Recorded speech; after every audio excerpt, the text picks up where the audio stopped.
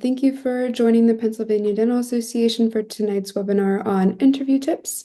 We are honored to have our speaker, Dr. Charles Incalcaterra, presenting tonight. Dr. Incalcaterra served as the program director of the general practice residency at Lehigh Valley Hospital for 27 years, and he has mentored over 100 residents. He retired from private practice in 2024. Dr. I is a member of the Pennsylvania Dental Association, the American Dental Association, Second District Dental Association, and the Lehigh Valley Dental Society. He has served in many leadership positions throughout his membership, most recently as president of the Pennsylvania Dental Association in 2019 to 2020. He is also a member of the International College of Dentists, Pierre Fauchard Dental Academy, and the American College of Dentists. He also serves as a delegate to the American Dental Association, and Dr. Incalcaterra has had a lot of experience with advanced training enrollees and is very knowledgeable in guiding dental students and new dentists. We are so pleased to have him sharing his knowledge with you tonight as we jump into tonight's presentation on interview tips. And if you guys have any questions, feel free to put them in the chat and we will get to them at the end. Okay.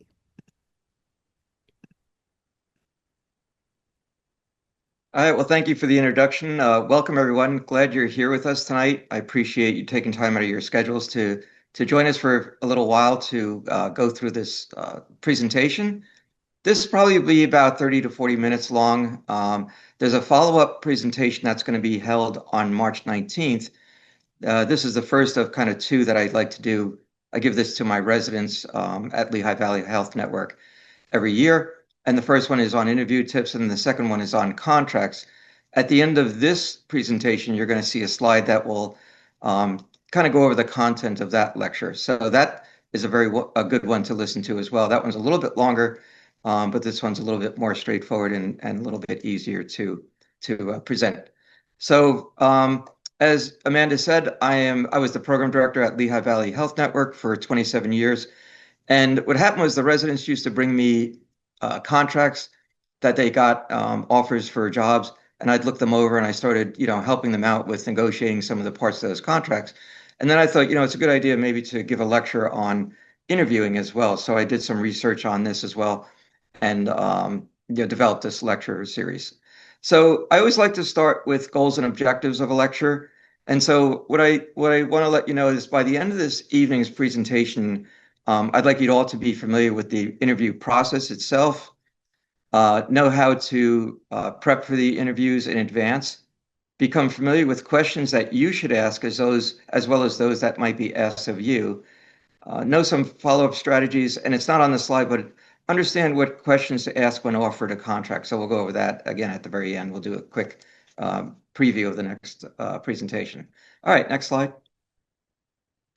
So the interviewing for a job, or as you probably remember, dental school. If you had interviews for dental school, if you go into a residency program, you'll be interviewing for them. It's always stressful, but it's exciting, not only for you but also for the practice that's looking to hire you.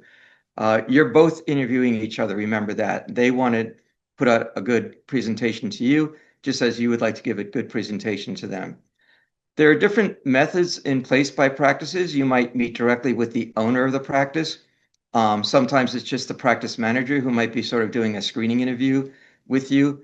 And there's been times where residents have told me that they've had consultants that were hired by the practice to interview them. So they never saw the doctor or the staff. They only met with the consultant, which is a little bit unusual, but it does happen.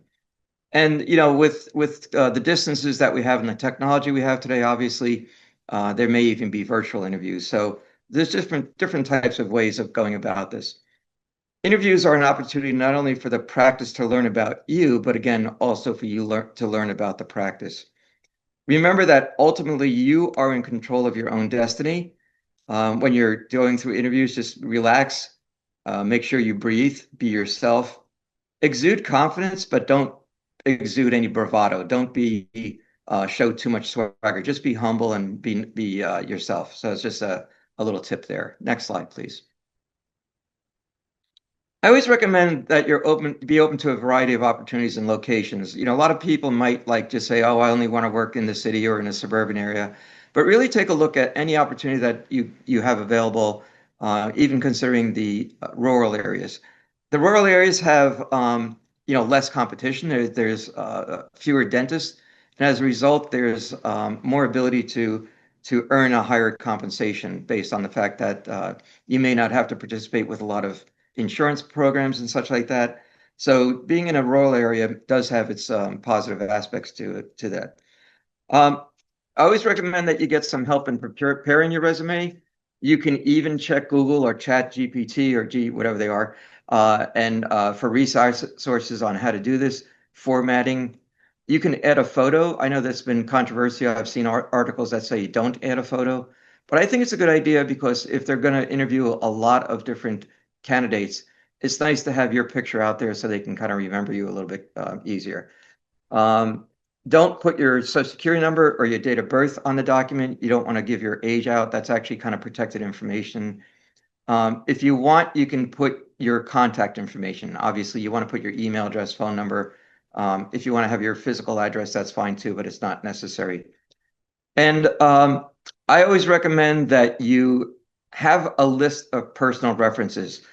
On the end of your document of your CV, you should have references available upon request, those words on there. But don't put the person's names on your CV. So just have a separate document with a list of all the people that you have contacted in advance who are willing to go to bat for you. And if they ask for that list of contacts, then you can just hand them that separate document at the interview. And always be sure to make sure that you inform the people that you have on that list that you're going for an interview at a certain place and a certain time. So just in case they do get a call, they're aware that they've had the opportunity that you've had the opportunity to speak with this practice and they're following up. So that's a good idea, just to make sure that they have a heads up. All right, next slide.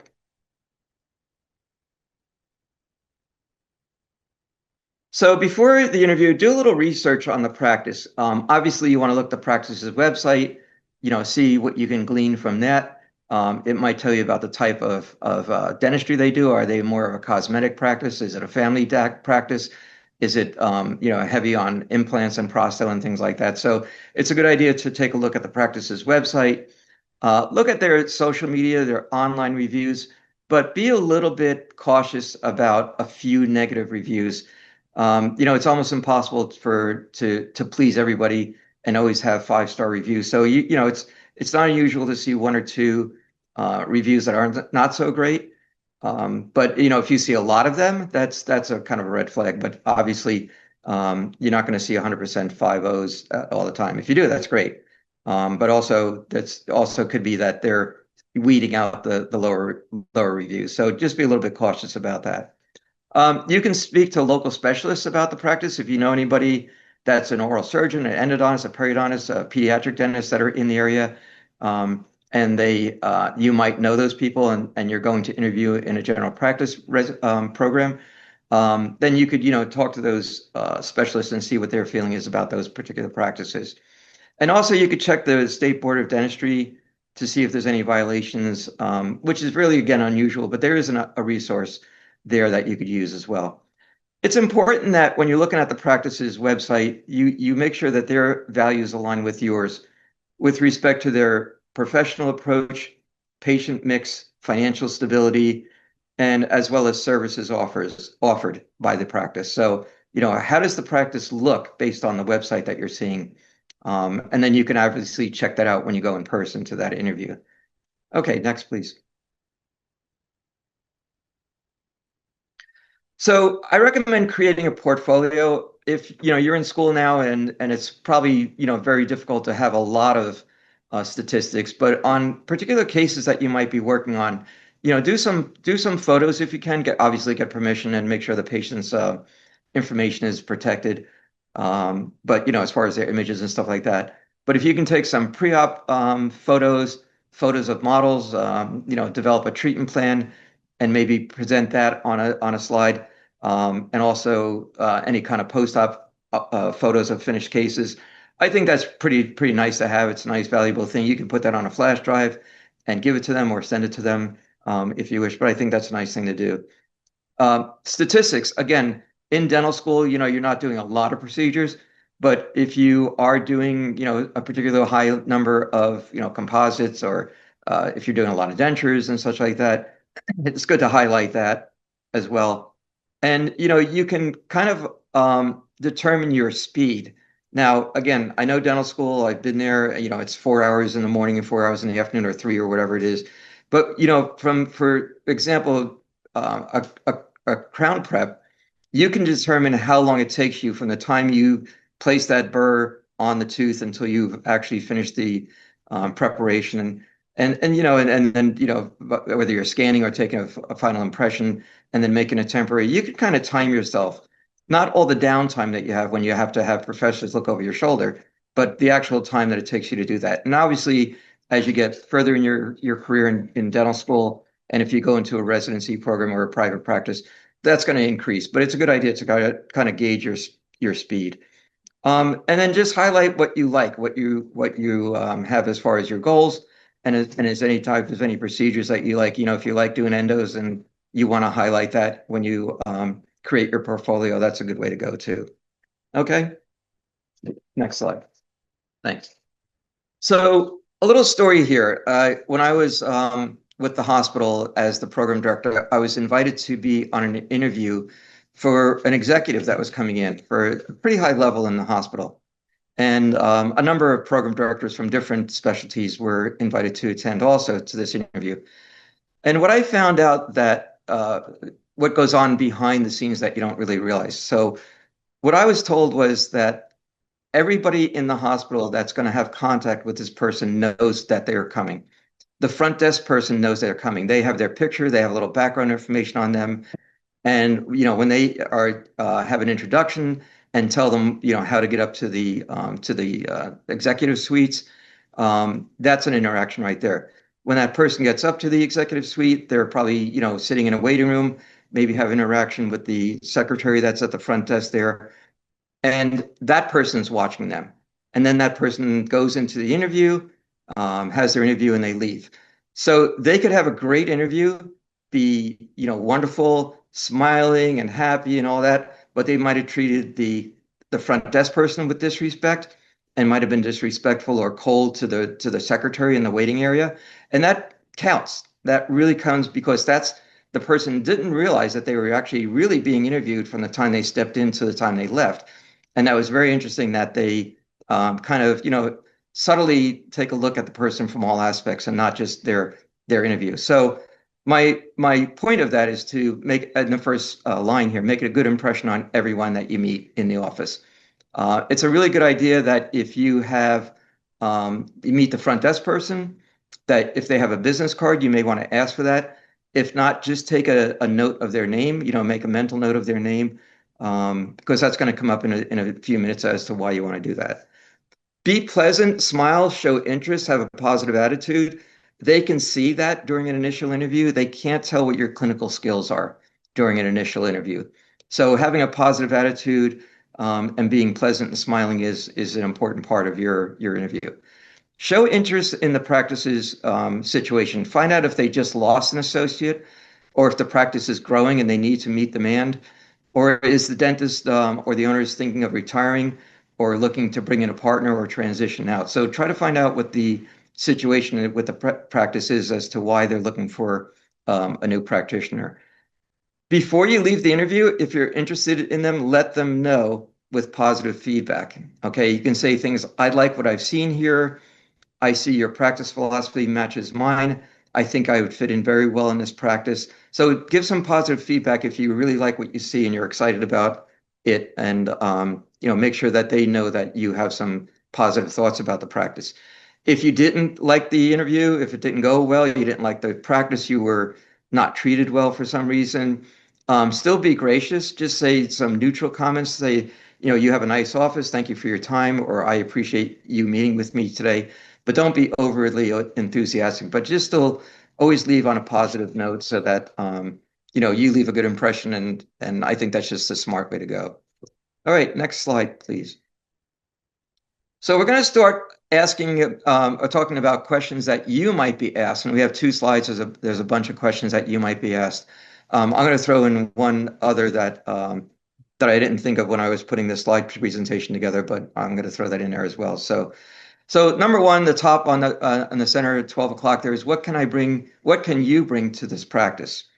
In other words, they're asking what skills do you have, or how can you help the practice to grow? So you could say things just about your work ethic. You could say, I arrive early, I'm always prepared, but I'm very flexible if things change.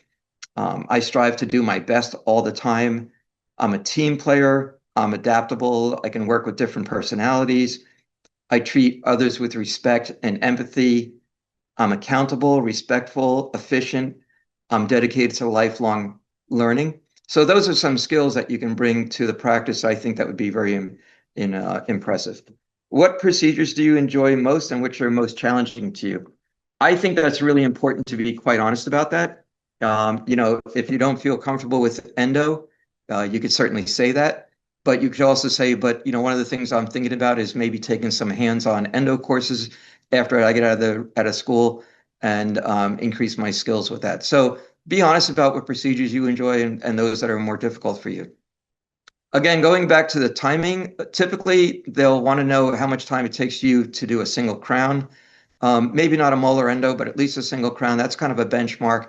And again, if you have time during the next few months to time yourself, again, from the time you put burr to the tooth till you finish your prep and do your scan or take your impression and make your temporary, I think that's a good way to gauge how long that it does take you. And obviously, again, as I mentioned earlier, you're going to get more efficient with that, more proficient. So but it's a good idea to kind of give yourself a little bit of a practice on that.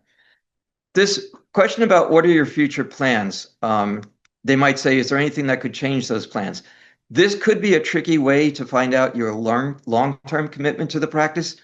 So if you do have plans on not being there for a long time, just be cautious about how you answer that. You might have a spouse or a fiance or somebody else who's in a position in this area for a year and they might be transferred or start, let's say, a medical residency in another year at another state.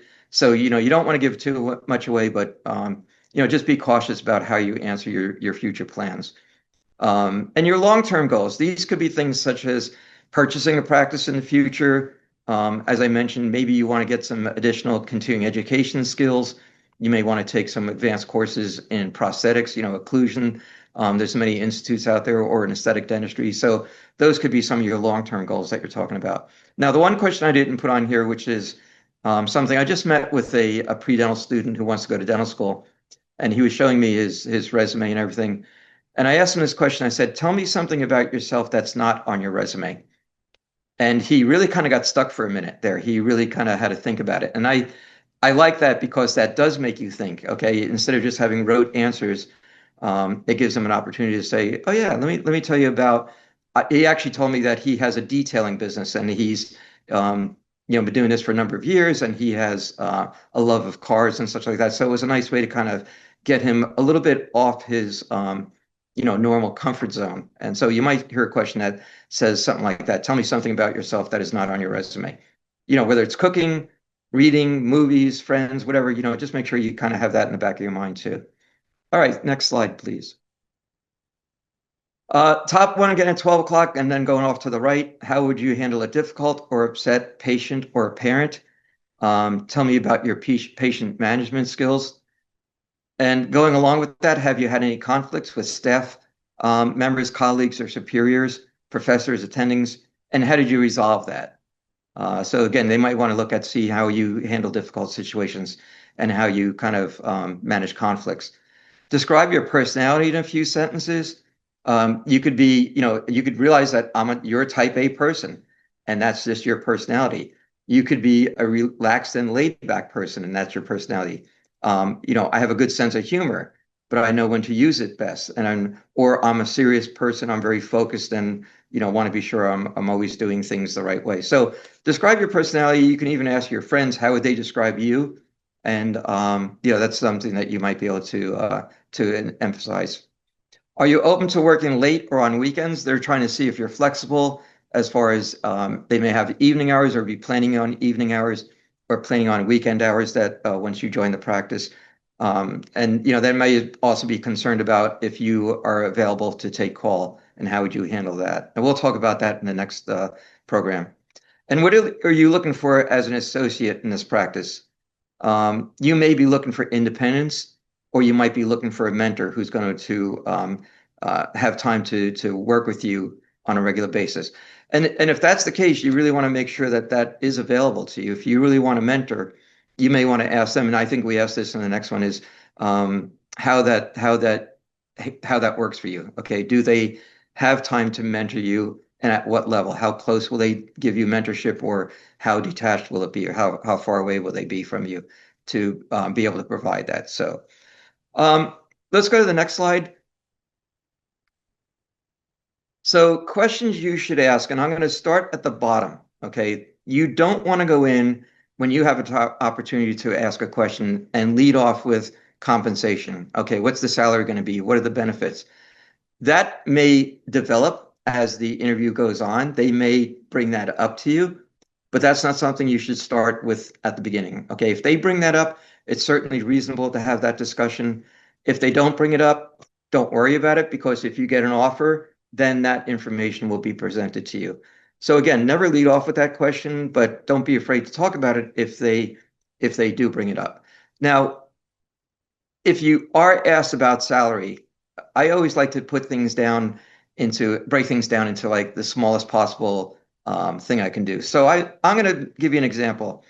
A typical year is, say, 5 days a week. I'm sorry, 4 days a week for 50 weeks. Let's go that way. So that's 200 days of work a year. And let's say you want to make $200,000. Okay. So if you're working 200 days a year, that's $1,000 a day that you want to make. In an 8-hour day, that's $125. In a 6-hour day, maybe it's $160 per hour. So I always kind of like to think about, if I want to make a certain salary, what do I have to do to get there? And again, next lecture, we're going to talk about how you get to that $160. Okay. It's not that you're going to produce $160 and you're going to get that.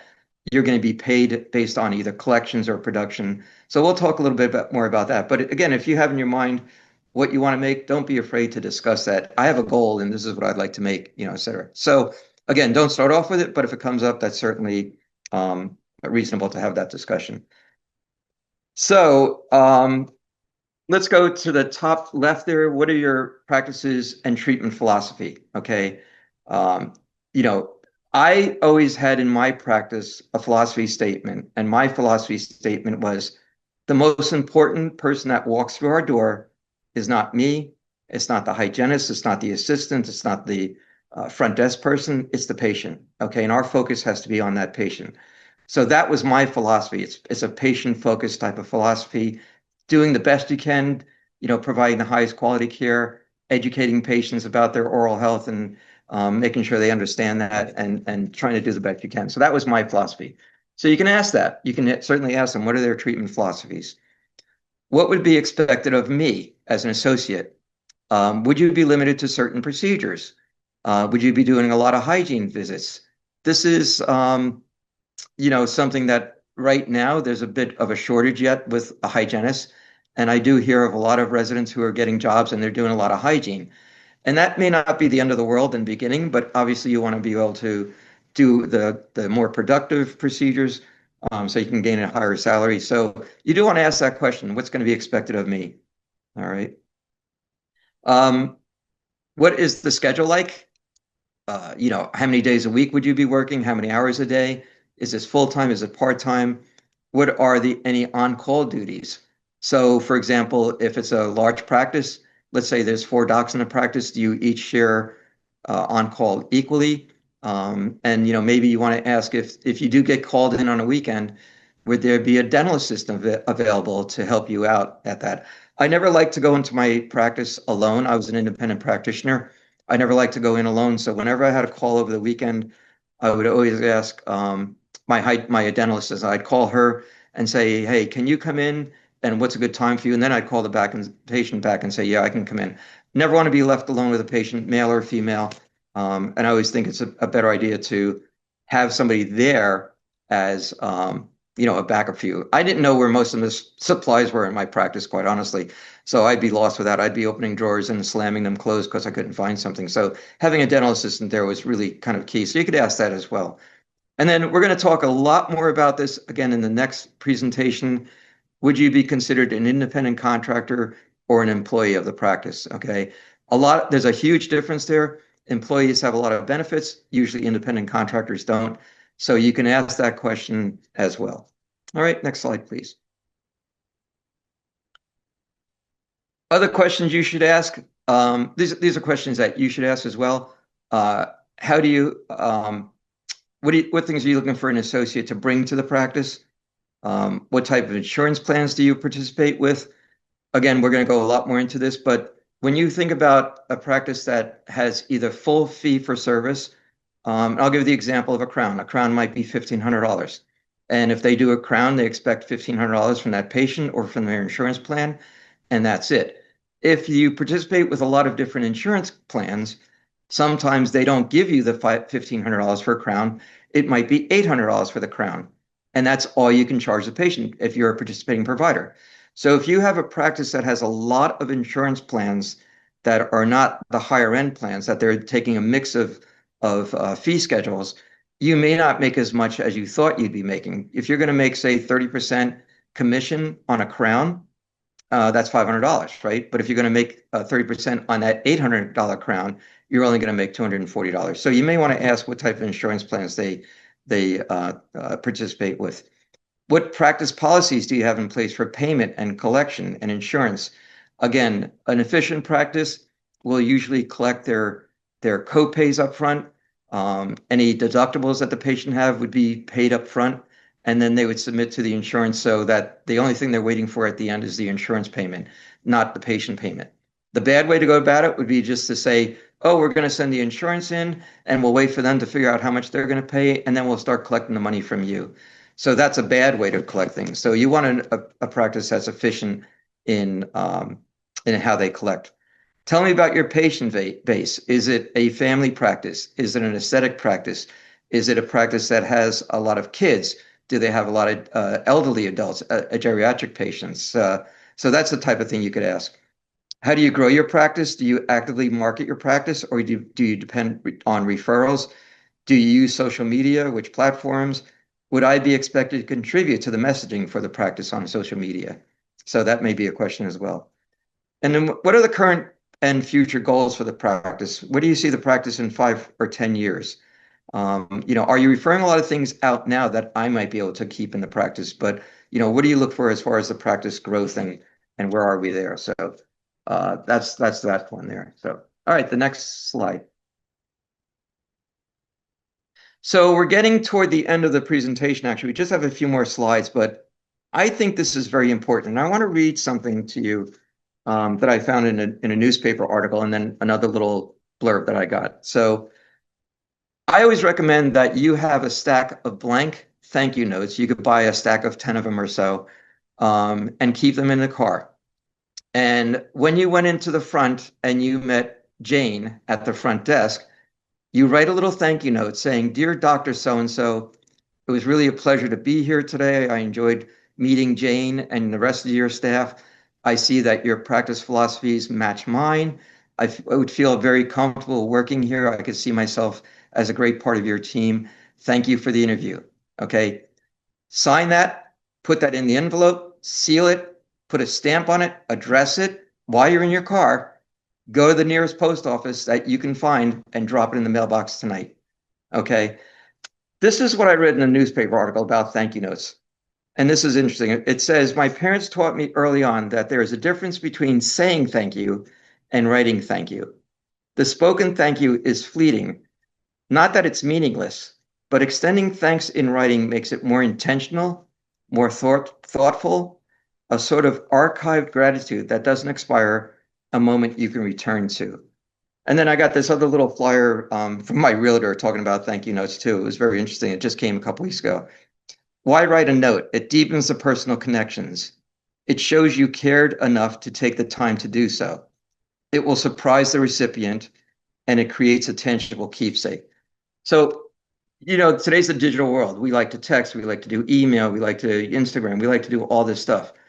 Going back to something very simple and very basic and very thoughtful, I think would really make a great impression on a practice that you're interviewing with. So I really highly recommend buy a little stack of notes, write that note in the car as soon as you leave, drop it off in the mailbox. They hopefully will get it the next day. Um, Feel free to express your level of interest. Um, Contact them within a few days. If you don't hear back, I'd say 2 to 3 days. If you don't hear back, you could send them a little note by email or text, or call the office and just say, "Hey, just want to let you know, I really enjoyed being there. I'm still interested in the practice. Please keep me informed." They may be interviewing a lot of people. There may be other partners that they have to run this through, so you may not get feedback right away. Now, another resident told me that they went for an interview and were offered the job on the same day, which was really great. They were very happy with that. So, but don't be surprised if that doesn't happen. Um, you might be asked to do a working interview, and I'm not a fan of a working interview for a number of reasons. One is, you first of all, you have to have your license. So if you're still in school, and you haven't passed the board yet, you won't have your license. So obviously you can't do it right now. You need to have liability insurance. Now, you can either get your own, or the practice, maybe they could put you as a rider on their policy, but make sure that you have coverage. If anything should go wrong, no matter who owns the practice, it's the practitioner who's at risk. So if you don't have liability insurance and you go in and do something and something goes awry, you're going to be sued for it. So this is, again, another reason that I don't like working interviews. You should be compensated for this. Nobody works for free. You are a practitioner. You've gone through school. You've gone through college, dental school, maybe a residency, and now you're out there, and you deserve to be paid for the work you do. If it's a 4-hour day, come up with an idea of how much you want for that 4 hours, and have it in writing. Have this agreement in writing. What hours you're going to work, maybe what procedures you're going to do. Who's gonna cover the liability, and what kind of compensation you're going to have. And I would make sure you have that in hand before you go into any kind of working interview. I've heard stories. I don't follow Dental Nachos right now, but I remember seeing on there where somebody goes for a working interview and they're doing an endo. They're starting a molar endo, which is really kind of ridiculous. If you're going to do a work interview, I'd say simple procedures, restorative and such like that, but nothing that complicated. That's a multi-visit type of a procedure. So again, that's my feeling on working interviews. All right, we'll go to the next slide. So again, I'm going to promote my next presentation, which I believe is on March 19th. I think that's a Thursday night. And this is going to talk, it's really quite complex when you get into contracts.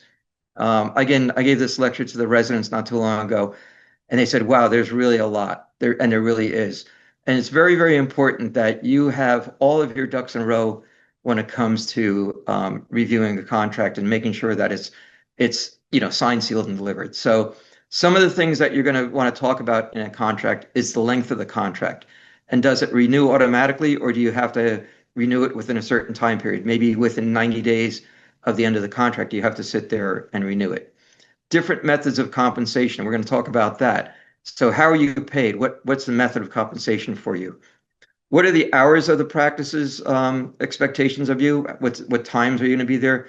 What's the location? You may have multiple offices owned by a single practitioner or group. And the location is important because if you have a restrictive covenant, that has a certain radius and a certain time period. And maybe 5 miles away, they have another office and you work at that office. Well, now that 5-mile extended restrictive covenant goes to 10 miles because you're working 5 miles away in the other practice. So that's an important thing, the hours and location. You want to have in the contract your on-call duties and how emergencies are handled. You're going to often see that if you're considered an employee, that you are entitled to the same benefits as other employees. Well, that's all it'll say in the contract. And you want to see, well, what are those benefits? Is there a manual, an employee manual that lays out all those benefits? And when do those benefits kick in? Sometimes there's a waiting period. So you want to be very sure that you have all that information. And again, a restrictive covenant, which is preventing you from working within a certain geographic area for a certain time period. We'll talk a lot about that, and my suggestion is going to be to do a phased-in restrictive covenant. So if you start in a practice, you may think it's wonderful, and you're there for 3 months and things are going down the drain, and you're really kind of not happy there. If you leave, you're obligated to fulfill that restrictive covenant. You might have only been there for 3 months, but now you have a 2 or 3 year restrictive covenant. So maybe it's a good idea to say, hey, maybe for the first 3 months, I don't have a restrictive covenant. Or maybe it phases in over the first 3 months, that it's like a mile or 2 miles or 3 miles after 3 months or whatever. So just something we can discuss, and that's an important part of the contract. Okay, next. And then I think this is the last slide that I'm going to have. We want to know about equipment and supplies. Okay, are there certain supplies and equipment that you like that the practice may not have? Maybe the practice wants you to do rotary endo, but they never did rotary endo before. Well, are they going to go out and buy that equipment for you? Do you have any administrative responsibilities? Would you be involved in, for example, ordering supplies or hiring staff or managing the day-to-day running of the office? Is that something that may be in there? How are new patients allocated? Again, if you have 4 practitioners in the practice, is everybody allocated a new patient on a regular rotating basis? Or, is there another way? Are you compensated for doing hygiene exams? You should be, in the same manner that you're compensated for everything else. But that may also include x-rays or exclude x-rays. If the hygienist takes x-rays, do you get credit for that or not? Hiring a new staff, again, are you going to be involved? Are they going to hire new staff to be at your side? Or do they have existing staff that's going to be working with you? And again, if there's a practice transition, what kind of time frame is there for buying into the practice to become a partner in the practice? Or if the practice they want to sell and be out all the time exactly at the end, what's the buyout time and what's the time frame for that? So any kind of practice transition would be part of that contract. And I believe that's it. So I know that Amanda has a couple of slides to go over with you, and I can't see the chat, but I'll try to look at it and see if there's any. Oh, I can open the chat, so I'll see if there's any questions in there. Okay, so I wanted to talk about Connections mentoring program. If you are looking for a mentor, you can get matched with one based on location, specialty, and practice type. You can do this by visiting the link on the screen there. I will also be sending it out in the post-event email. And then upcoming webinars, we have a new one this spring. This will be hosted by Karen Stiebelman, and this is about Beyond the Resume, Networking and Job Search Success. So it will cover critiquing your resume and then creating your elevator speech, how to network with other dentists, where to find jobs, and communicating with patients. You can scan this QR code here to register for that webinar, and it is February 25th at 6:30, so it will be a half an hour earlier than tonight's webinar. All right. And then Dr. I's second webinar he was talking about, associate agreements and contracts.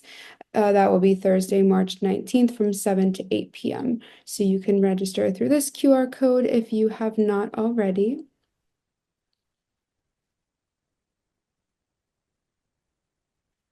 Okay, and then I just want to say thank you for everyone's attendance tonight, and thank you to Dr. Incalcaterra for his presentation. And there will be a post-event survey sent out in the post-event email. I will also include the recording and connections, and you will receive an Amazon gift card for completing the survey. And if you have any questions, you can, that's my email up on the screen. And then let's see. I also just want to give a little plug for the PDA. The mentoring program is great. As Amanda said, there's the connections. You'll get that email with that information. And if you're looking for a mentor, they'll try to match you up with somebody that's near you. That's a great program. And I'm not sure if the students can get into the area where there are practices that are looking to hire and practices for sale and such like that. But if they can get into that as well, that's also a really great resource. If you get the Pennsylvania Dental Journal, it's a print thing that comes out once a month and there's ads in the back, but those are probably 6 or 8 weeks old by the time you get it. But you go onto the PDA's website and look for job postings. that's really, really right up to date. So there's some really interesting and good opportunities out there for you. Yeah, so that will actually be discussed in the webinar with Karen. I will be talking about the classified ads. So perfect, you brought it up. So Excellent. that is one way you can find a job through us. So yeah, I'm glad you brought that up. And yeah, I don't see any questions in the chat. If anybody has any questions, feel free to put them in now. We'll give it a minute before saying goodnight. And if not, Amanda, you can send her an email too, and she could forward your information or your questions to me if you have anything like that. So I'd be happy to answer in the future as well. All right. So again, thank you all for being here tonight and taking the time to be with us. And I look forward to possibly seeing all your names again in about a month or so. All right. Yep, absolutely. Thank you again to everyone and Dr. I, and we hope to see you all again soon. All right. Good night, everybody. Stay warm. Bye.